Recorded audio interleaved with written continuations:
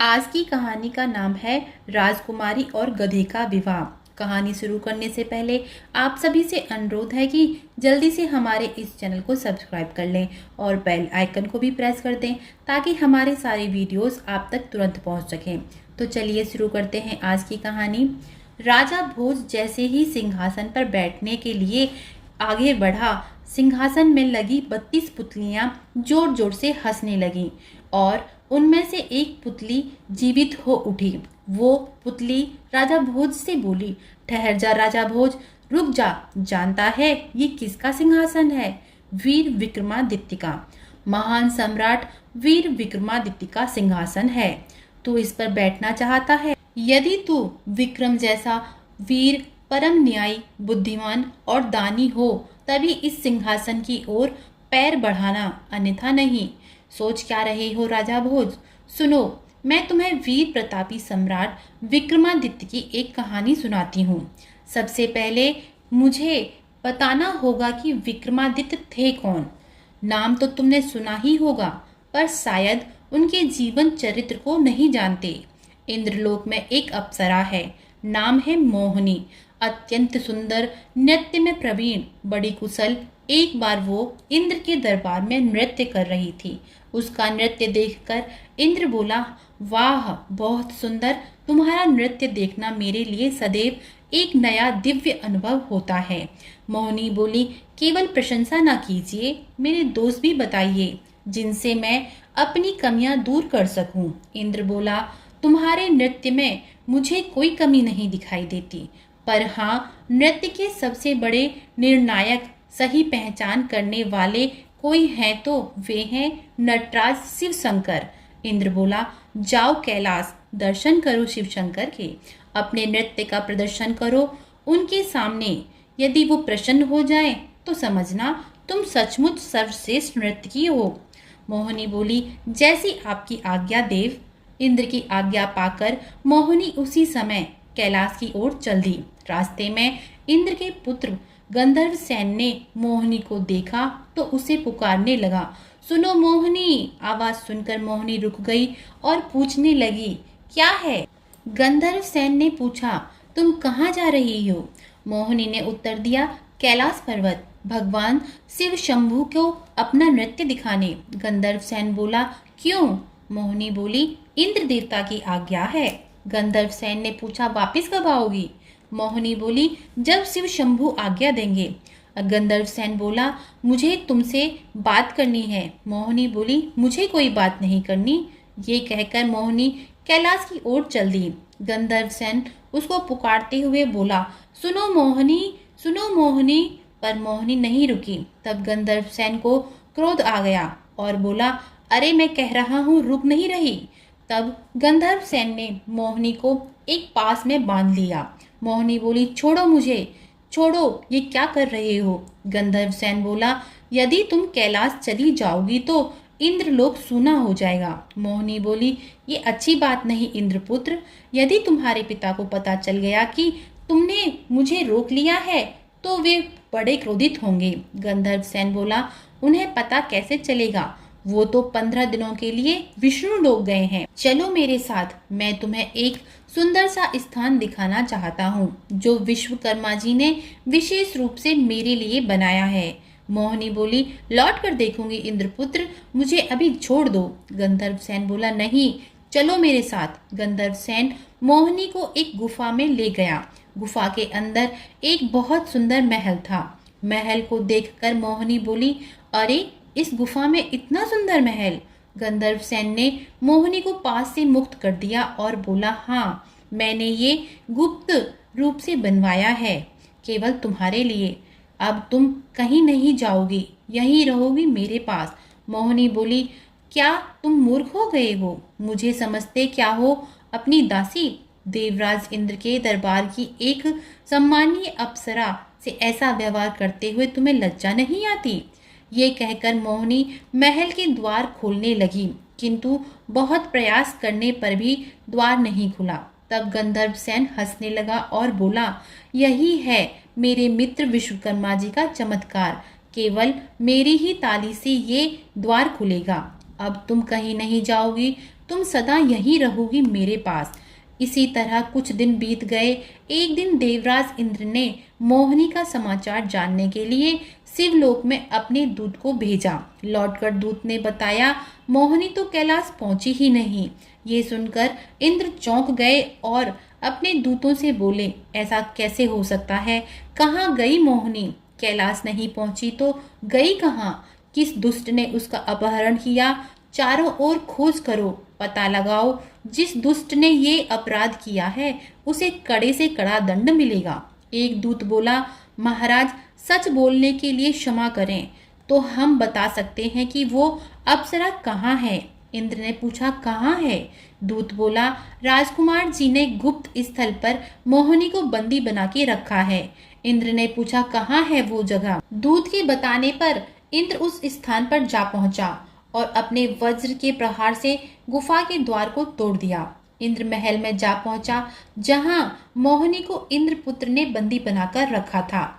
इंद्र को देखते ही मोहिनी बोली, क्षमा कीजिए देव, मेरा कोई दोष नहीं।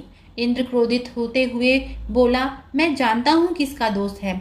नीच दुष्ट, तूने मेरा ही नहीं शंकर शिव शंभू का भी अपमान किया है। मेरी आंखों के सामने से चला जा, तू मूर्ख गधे। जा, मैं तुझे श्राप देता हूँ, तू अनंत काल तक मृत्यु लोक में एक गधे का जीवन जीता रह, वही कष्ट सहकर सेवा करता रहेगा। इसी क्षण से गधा हो जाए तू। जा, चला जा यहाँ से। इंद्र के श्राप से गंधर्व सेन उसी क्षण गधा बन गया और पृथ्वी लोक पर विचरण करने लगा। एक दिन एक कुम्हार जिसका गधा खो गया था ढूंढते हुए वहां से निकला और इंद्रपुत्र गंधर्व सेन को अपना गधा समझकर अपने साथ ले गया। कुम्हार प्रतिदिन उस गधे पर मिट्टी ढोने लगा। इंद्रपुत्र गंधर्व सेन को श्राप युक्त जीवन जी रहा था, पर उधर इंद्र की पत्नी इंद्राणी अपने पुत्र का विछोह कब तक सहती। एक दिन इंद्राणी बहुत उदास बैठी थी तो इंद्र ने पूछा, क्या बात है, आज बहुत चुप चुप हो, क्या सोच रही हो? इंद्र की पत्नी बोली, सोच रही हूँ एक पिता कैसे इतना निष्ठुर हो सकता है। कितना बड़ा दंड दिया है तुमने मेरे बेटे को। इंद्र बोला, उसे बड़ा गर्व था, बड़ा अहम था अपने रूप और अवस्था का। गधे का जीवन जीकर उसका सारा अहम नाश हो जाएगा। इंद्राणी बोली, बहुत हो गया, आप उसे श्राप से मुक्त नहीं कर सकते। इंद्र बोला, ठीक है, जब वह उसी गधे के रूप में किसी सुंदर राजकुमारी का वर्ण करेगा तो श्राप से मुक्त हो जाएगा। इंद्राणी ने ये समाचार गधे बने हुए गंधर्व सेन तक पहुंचा दिया। गंधर्व सेन सोचने लगा कि गधे के रूप में रहते हुए सुंदर राजकुमारी का वर्ण ये मैं कैसे कर सकता हूँ। तब वो गधा कुम्हार की मटकियां तोड़ने लगा। कुम्हार ने गधे को रोकने के लिए गधे का कान पकड़ लिया और कुम्हार गधे से बोला, ये क्या किया तूने? गधा बना हुआ गंधर्व सेन बोला, कान छोड़ दे मेरा। कुम्हार बोला, नहीं छोड़ूंगा। गधा फिर बोला, मैं कह रहा हूँ कान छोड़ दे मेरा, नहीं तो मैं तेरी सारी मटकियां फोड़ दूंगा। ये सुनकर कुम्हार बोला, कौन बोला? किसकी आवाज है ये? गधा बोला, मेरी आवाज है, मैं बोल रहा हूँ, सुन मेरी बात। कुम्हार गधे को बोलता देख बुरी तरह घबरा गया। गधा बोला, कल तुम इस नगरी के राजा से मिलने जाओगे, उससे कहना कि मेरा गधा तुम्हारी लड़की से विवाह करना चाहता है। कुम्हार घबराकर बोला, क्या मेरे गधे में भूत प्रेत घुस गया है? ये सुनकर गधा बना गंधर्व सेन क्रोधित हो गया और कुम्हार की और मटकियां फोड़ते हुए बोला, नहीं। कुम्हार घबरा गया और बोला, हाँ बोलो बोलो, आगे बोलो गधे महाराज। गधा बोला, कल तुम राजा से मिलकर ये बात कहोगे। कुम्हार बोला, वो मुझे फांसी चढ़ा देंगे। गधा बोला, कहोगे नहीं तो मैं सब कुछ नष्ट भ्रष्ट कर तुम्हें भस्म कर दूंगा। कुम्हार डर के मारे हाँ कर देता है और अगले दिन सुंदर सुंदर मटकी के बर्तन लेकर राज दरबार में राजा को भेंट करता है। राजा ऐसे सुंदर बर्तन देखकर बोला, बहुत सुंदर, तुम बहुत अच्छे कलाकार हो। कुम्हार बोला, महाराज यदि आप बुरा न मानकर मेरे प्राण न लें तो एक बात कहूँ। राजा बोला, कहो, क्या बात है? कुम्हार बोला, आप मेरे गधे से अपनी राजकुमारी का विवाह करा दीजिए। राजा बोले, तुम कौन सा नशा करते हो कुम्हार, जो ये बात तुम्हारे मुंह से निकली? कुम्हार बोला, मैं सच कह रहा हूँ महाराज, मेरा गधा आदमी की तरह बोलता है, वो आपकी कन्या से विवाह करना चाहता है। राजा बोला, ठीक है, तुम जाओ, अपने गधे से कहना हम उनके भेजे प्रस्ताव पर विचार कर शीघ्र उत्तर देंगे। कुम्हार वहां से चला गया। तब मंत्री राजा से बोला, महाराज, आपने उसकी धृष्टता का दंड नहीं दिया। राजा बोला, पूरी तरह जांच पड़ताल किए बिना दंड देना उचित नहीं होता। हम देखेंगे कि इस बात का क्या रहस्य है। तब राजा और मंत्री चुपचाप उस कुम्हार के पीछे उसके घर पहुंच गए और दरवाजे के बाहर खड़े होकर कुम्हार और गधे की बातें सुनने लगे। गधा बोल रहा था, गए थे राजा से मिलने? कुम्हार बोला, हाँ गया था। गधा बोला, उनसे कहा कि मैं राजकन्या से विवाह करूंगा? कुम्हार बोला, हाँ। बोला, गधे ने पूछा, क्या उत्तर दिया उन्होंने? कुम्हार बोला, वो राजा हैं और लड़की के विवाह का मामला है। कोई बाप इतनी जल्दी कैसे उत्तर दे सकता है, और वो भी एक गधे को? गधा बोला, मैं अधिक दिनों प्रतीक्षा नहीं कर सकता, बता देना उन्हें। ये बातें सुनकर राजा घर के अंदर आ गया और गधे से बोला, मैंने सुन लिया गर्दभराज। गधा बोला, आइए, पधारिए, नमस्कार। राजा बोला, नमस्कार, हम अपनी कन्या से विवाह के उत्सुक गधे का परिचय जानने आए हैं। आप कोई मायावी राक्षस हैं, जादूगर हैं, भ्रष्ट योगी हैं, तांत्रिक हैं या श्रापग्रस्त देवता हैं? कौन हैं आप? गधा बोला, पहले अपनी कन्या से मेरा विवाह करो, असली परिचय तभी दूंगा। राजा बोला, एक शर्त है, तुम्हें अपने परिश्रम से या चमत्कार से एक रात में मेरे नगर के चारों ओर सुरक्षा की एक मजबूत दीवार बनानी होगी। मिट्टी की नहीं, तांबे की। मजबूत दरवाजा होगा, चांदी का, और उसके ऊपर सोने के कंगूरे होने चाहिए। गधा बोला, सब हो जाएगा, आप जाकर विवाह की तैयारी कीजिए। राजा वहां से चला गया। गंधर्व सेन ने विश्वकर्मा जी को बुलाया और कहा, विश्वकर्मा जी, मैं वचन दे चुका हूँ, रात भर में यह किला बन जाना चाहिए, सब कुछ तुम पर निर्भर है। विश्वकर्मा जी बोले, तुम चिंता मत करो, रात भर में पूरा काम हो जाएगा। तब विश्वकर्मा जी ने नगर के चारों तरफ तांबे का सुरक्षा कवच बना दिया, जिसका दरवाजा चांदी का और कंगूरे सोने के थे। प्रातःकाल जब राजा उठा तो ये देखकर दंग रह गया। राजा समझ गया कि ये कोई देवता है और राजा अपनी राजकुमारी का विवाह कराने को तैयार हो गया। किंतु विवाह के दिन राजकुमारी ने गधे को वरमाला पहनाने से मना कर दिया और बोली, नहीं, मैं गधे से कैसे विवाह कर सकती हूँ?